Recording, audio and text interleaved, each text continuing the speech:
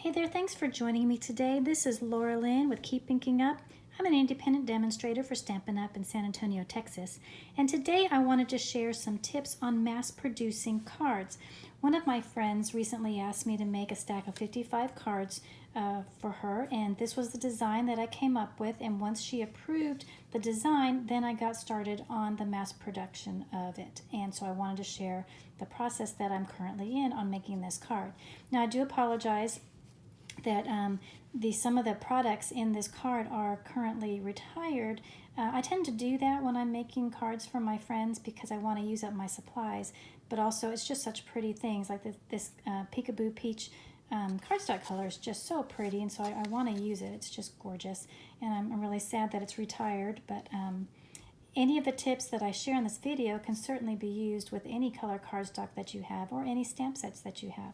This particular sentiment is from a retired set as well, but like I said, you can use any sentiment on the card that you're doing. But once you have a card designed, then you can get going into the mass production process.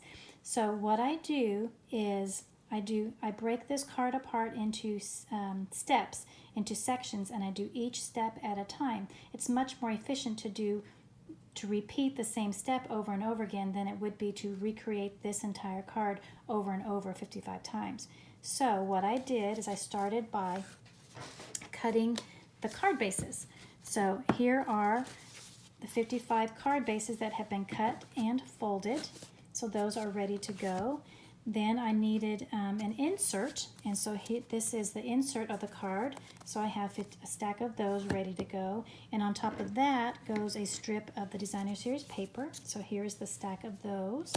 On the front of the card, there's a piece that has the sentiment stamped on it. So first I cut out the layers, and then I stamped all the layers, and I used my Stamparatus.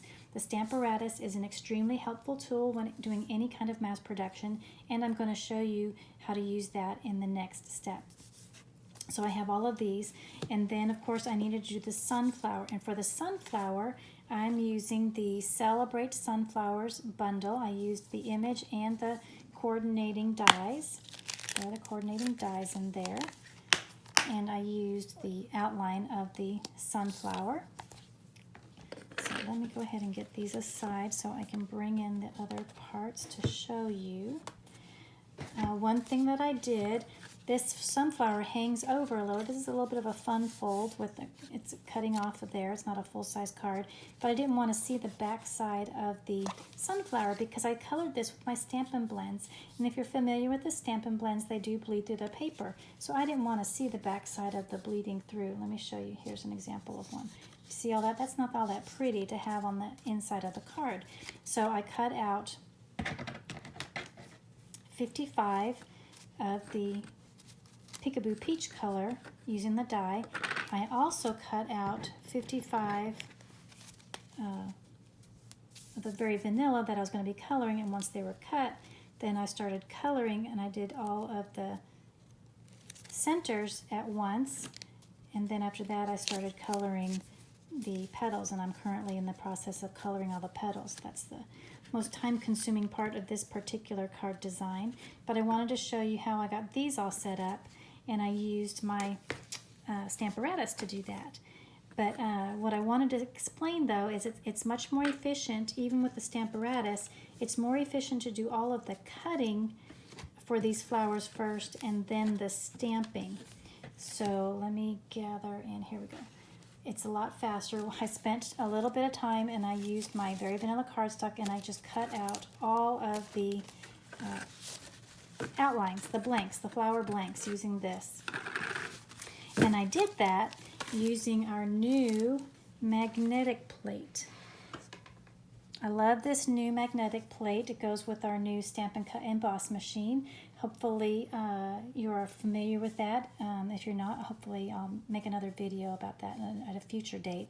This is plate number 5, and it's a complete magnetic plate. It's magnetic over the entire surface of it, and it's a self-healing mat. I'm not sure if you can tell on here when I do the cutting. Can you see that?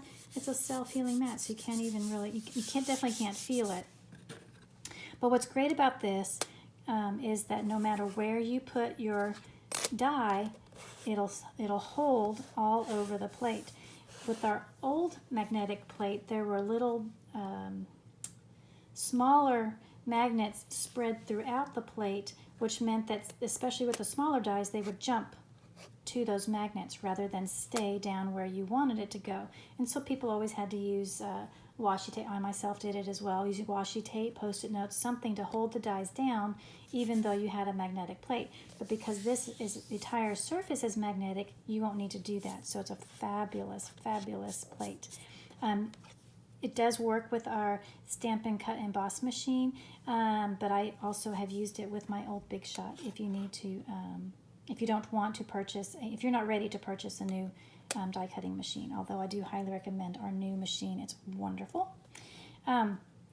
So anyway, so what I did was I used this and I cut out all of my Peekaboo Peach flowers and all of my Very Vanilla flowers. And once I cut them all out, then I used my Stamparatus. So I cut out a bunch of blank. Here's an example of a blank that I had. I cut them all out at one time. And then I have a template that I created with one time. I took the time to stamp the flower.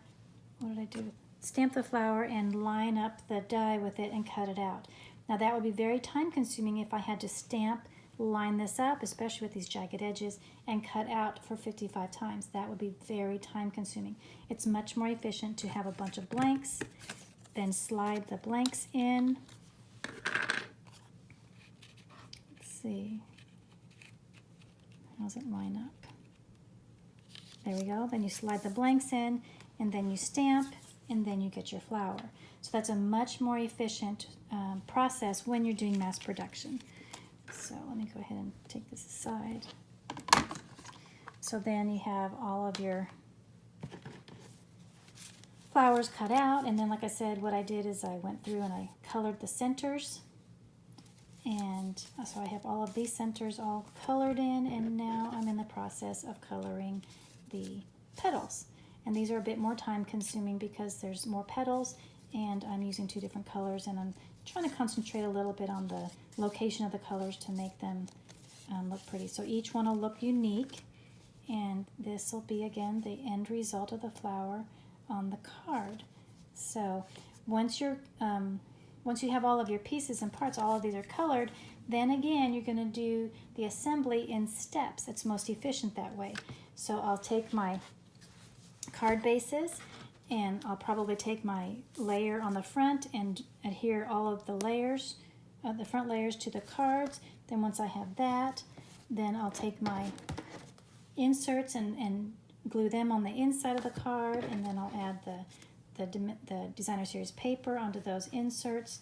Each step, I hope I'm getting this across to you, I do each step at a time. I do all of the same step for all of the 55 cards. So at the end, I'll have 55 cards assembled. I'm not creating each card individually. And that's just a much more efficient way of doing it. Not that I'm in an extreme hurry. She's given me plenty of time to make these cards, but it's just easier on yourself if you do it most efficiently. So anyway, I hope that you found these tips helpful on how to mass produce card. And like I said, it can be done with any card design, any theme. It can be done for Christmas cards, thank you cards, whatever kind of cards that you need to make. Just do things in steps, and definitely have the Stamparatus to help you out. So thank you so much for watching me, and I will see you in the next video. Bye-bye.